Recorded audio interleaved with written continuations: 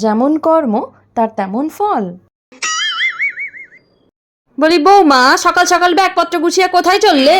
মা, আমি না একটু বাপের বাড়ি যাচ্ছি। আপনার ছেলের সাথে আমার কথা হয়ে গেছে, ও অফিসে যাবার পথে আমাকে ছেড়ে দেবে। সকাল সকাল যদি এখন বৌমাটা চলে যায়, সারাদিনের কাজকর্ম, পূজা আচ্ছা, রান্না বান্না সব আমায় করতে হবে। বলি বৌমা, তোমার কি কোনো আক্কেল বাক্কেল নাই নাকি? তুমি কি জানো না আজকে বৃহস্পতিবার, আর বৃহস্পতিবারে বাড়ির বউ কোথায় গেলে বাড়ির অমঙ্গল হয়? এমনি সময় তো মা আপনি আমায় আর আমার বাপের বাড়ি নিয়ে ভুলভাল কথা বলতে ছাড়েন না। যেই আজকে আমি একটু বাপের বাড়ি যাবো বললাম, অমনি আপনার বৃহস্পতিবার মনে পড়ে গেল। আরে সকাল সকাল মানুর ফোন। হ্যালো, কি রে, কি করছিস বল? ও তুই আজকে আসবি? আয় আয় আয় মা, তোর জন্য ভালো ভালো করে খাবার বানাবো আজকে। শোনো দিদি, আজকে তোমার এই বাড়িতে আসা যাবে না গো। আজকে তো বৃহস্পতিবার, আর বাড়ির বউরা নাকি বাড়ি থেকে বেরালে তাই বাড়ির অমঙ্গল হয়। তো তুমি যদি আজকে শ্বশুর বাড়ি থেকে বেরিয়ে যাও, তাহলে তো তোমার শ্বশুর বাড়ির অমঙ্গল হবে। মা তাই আজকে যখন আমাকে যেতে দিল না, তাহলে তুমিও এসো না বৃহস্পতিবারে। তুমি বরং অন্য কোনো দিন এসো, কেমন?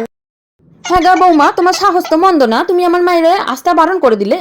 কেন মা? এই যে আপনি বললেন বৃহস্পতিবারে নাকি বাড়ি থেকে বেরোলে বাড়ির অমঙ্গল হয়, তাই দিদির বাড়ি যাতে অমঙ্গল না হয় তাই তো বললাম।